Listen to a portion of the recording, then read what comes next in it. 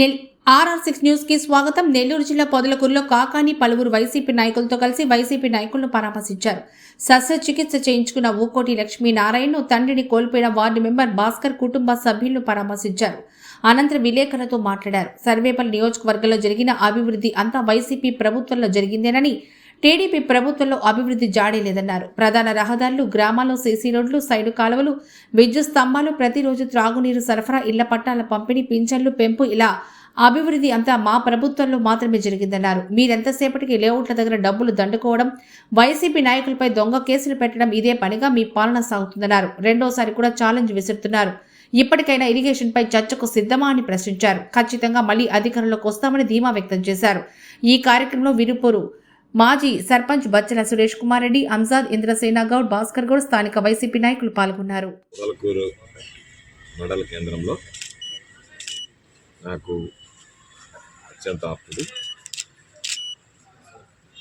మా కుటుంబానికి అనుబంధ సంబంధాలు ఉన్నటువంటి చిరకాల మిత్రుడు లక్ష్మీనారాయణ గారు చికిత్స చేయించుకుని వచ్చిన సందర్భంగా ఆయన్ని పరామర్శించడానికి ఈరోజు రావడం జరిగింది. దాంతోపాటు వార్డు సభ్యుడిగా ఉన్నటువంటి భాస్కర్ కుటుంబం కూడా ఈరోజు తండ్రిని అన్నని కోల్పోయారు కాబట్టి ఆ కుటుంబ సభ్యులను పరామర్శించాలని ఈరోజు ప్రత్యేకించి పొదలకూరు మండల కేంద్రానికి రావడం జరిగింది.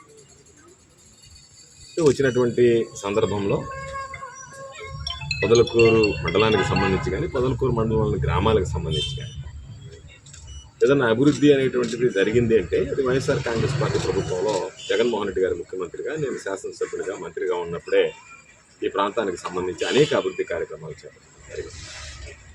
ఈరోజు పొదలకూరు మండల కేంద్రంలో ఉన్నటువంటి ప్రధాన రహదారి దగ్గర నుంచి ఈ నియోజకవర్గంలో ఎక్కడైతే ప్రధాన రహదారులు ఏ ఏ గ్రామాల గుండా వెళ్తాయో ప్రతి దగ్గర సిమెంట్ రోడ్డు నిర్మాణం పూర్తి చేయించారు. గ్రామాలలో పూర్తి స్థాయిలో సిమెంట్ రోడ్డు నిర్మాణాలు చేయించారు.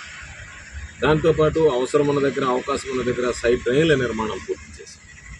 పొదలకూరుకు సంబంధించి వైఎస్ఆర్ కాంగ్రెస్ పార్టీ ప్రభుత్వం అధికారంలోకి రాకముందు వారం రోజులకి 10 రోజులకి నీళ్ళు ఇచ్చేటువంటి పరిస్థితి ఉంది. జగన్మోహన్ రెడ్డి గారితో మాట్లాడి ప్రత్యేకంగా నిధులు మంజూరు చేయించి, కండలేరు దగ్గర నుంచి మహానేత రాజశేఖర రెడ్డి గారు ఉన్నప్పుడు ఒక పైప్ లైన్ వేస్తే అది సరిపోవడం లేదని ఇతర గ్రామాలు కూడా, దాని పక్కన అనుబంధంగా ఉన్నటువంటి గ్రామాలు కూడా ఇబ్బంది పడుతున్నాయని చెప్పి ప్రత్యేకంగా ఒక డెడికేటెడ్ పైప్ లైన్ వేయించి దాని ద్వారా ప్రతినిత్యం పొదలకూరుకు సంబంధించినటువంటి పొదలకూరు పట్టణానికి త్రాగునీరు ఈరోజు సరఫరా చేసేటువంటి విధంగా చర్యలు చేపట్టడం జరిగింది. దానితో పాటు ఎన్ని గ్రామాలలో ఏ గ్రామాల్లో అయితే త్రాగునీటి సమస్యలు ఉన్నాయో వాటన్నిటిని కూడా పరిష్కరించడం జరిగింది. అదేవిధంగా వేల మందికి ఇళ్ల స్థలాలకు సంబంధించినటువంటి పట్టాలు ఇచ్చాం. ఈరోజు వాళ్ళకి సంబంధించి చాలామందికి ఇళ్ల నిర్మాణాలు కూడా పూర్తి చేయించి ఇవ్వడం జరిగింది. దానితో పాటు గ్రామాలకు వెళ్ళేటువంటి రహదారులకు నిధులు మంజూరు చేశాం.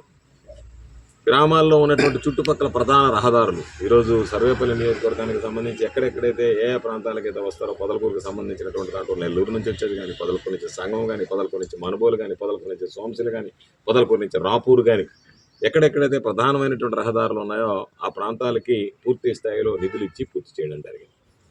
కాబట్టి అభివృద్ధి, సంక్షేమం, దానితో పాటు అనేక రకాలైనటువంటి అర్హత కలిగినటువంటి ప్రతి ఒక్కరికి పెన్షన్ ఇచ్చాం. అనేక రకాలైనటువంటి సంక్షేమ కార్యక్రమాలు జగన్మోహన్ రెడ్డి గారు ఎన్నికలకు ముందు ప్రకటించిన అన్నింటిని కూడా అమలు చేసి చూపించడం జరిగింది. ఈరోజు కండలేరుకు సంబంధించి చాలామంది తెలియనిటువంటి వాళ్ళు గతంలో మాట్లాడేది ఈరోజు మాట్లాడుతున్నారు. కండలేరుకు సంబంధించినటువంటి సాగునీటి సమస్య ఉండకూడదనేటువంటి ఆలోచనతో ఆ రోజు లైనింగ్ పనులు చేపట్టి లైనింగ్ నిర్మాణం పూర్తి చేశారు. లైనింగ్ ద్వారా ఈరోజు వేగంగా నీళ్లు నడవడం ప్రారంభించాయి. బహుశా జగన్మోహన్ రెడ్డి గారు ముఖ్యమంత్రిగా కొనసాగి ఉంటే ఆ లైనింగ్ నిర్మాణం కూడా పూర్తి చేసి ఉండేటువంటి వాళ్ళం. శాశ్వత ప్రాతిపదికన ఈ ప్రాంతానికి సంబంధించి నీళ్లు ఇచ్చేటువంటి అవకాశం వెసులుబాటు ఉండేది. అయితే ఈరోజు నేను ఈ సందర్భంగా ఒకసారి గుర్తు చేసేది, ఇళ్లకు సంబంధించి ఎక్కడెక్కడ అక్రమాలు జరిగాయన్నారు. నేను ఈ ప్రభుత్వానికి ఛాలెంజ్ విసిరా, ఈ ఎమ్మెల్యేకి ఛాలెంజ్ విసిరా, మరలా ఈరోజు విసురుతున్నాను. ఎక్కడన్నా ఇళ్ళు కట్టుకోకుండా నిధులు దుర్వినియోగం చేసినటువంటి సందర్భం ఎక్కడన్నా ఉందా? ఈరోజు మీరు ఏదో కొండన దవ్వి ఎలుగుబట్టినట్టుగా అక్కడన్ని కోట్లు ఇక్కడన్ని కోట్లు అని చెప్పి రకరకాలుగా మాట్లాడితే, ఈరోజు మీరు ఇచ్చినటువంటి మీ విజిలెన్స్ నివేదికలో, మీ అధికారులు చేసినటువంటి నివేదికలో ఇళ్ళు 8 సంవత్సరాల క్రితం కట్టుకున్నారు అని చెప్పి. అవును, గత ప్రభుత్వంలో కట్టుకున్నారు. తెలుగుదేశం ప్రభుత్వంలో బిల్లులు రాకపోతే వాటిని పూర్తి చేశారు. పూర్తి చేసినటువంటి ఇంటికి ఈరోజు మంజూరు చేశారు నిధులు మా ప్రభుత్వం వచ్చిన తర్వాత. అంతేగాని పక్షపాత ధోరణితో వ్యవహరించి ఎక్కడా కూడా ఎవరిని కూడా ఇబ్బంది పెట్టేటువంటి పరిస్థితి లేదు, ఉండదు. కాబట్టి మీకేందంటే ఏదో ఒకటి ఉండాలి కాబట్టి ఎత్తుక్కుంటున్నారు తప్ప, నేను మరలా మీకు ఛాలెంజ్ విసురుతున్నా. ఏదైనా సరే ఎవరికన్నా అక్రమాలు జరిగాయా, పొరపాటు జరిగాయా, విచారణ చేయించి దానికి సంబంధించినటువంటి రిపోర్ట్లు ముందుకు తీసుకురండి. ఇరిగేషన్కి సంబంధించి మాట్లాడారు. నేను చెప్తున్నా, ఈరోజు ఇరిగేషన్లో ఎన్ని రకాల దొంగ బిల్లులు జరుగుతున్నాయి, ఇరిగేషన్లో ఏ విధంగా జరిగింది, ఇరిగేషన్లో ఉన్నటువంటి మేనేజర్ ఏ విధంగా ఫోన్పేల ద్వారా డబ్బులు తీసుకున్నాడు, ఆ ఇరిగేషన్ మేనేజర్ని ఎవరు తీసుకొచ్చారు నెల్లూరుకి, ఆ ఇరిగేషన్ మేనేజర్ని ఈరోజు సరెండర్ చేసేటువంటి పరిస్థితి.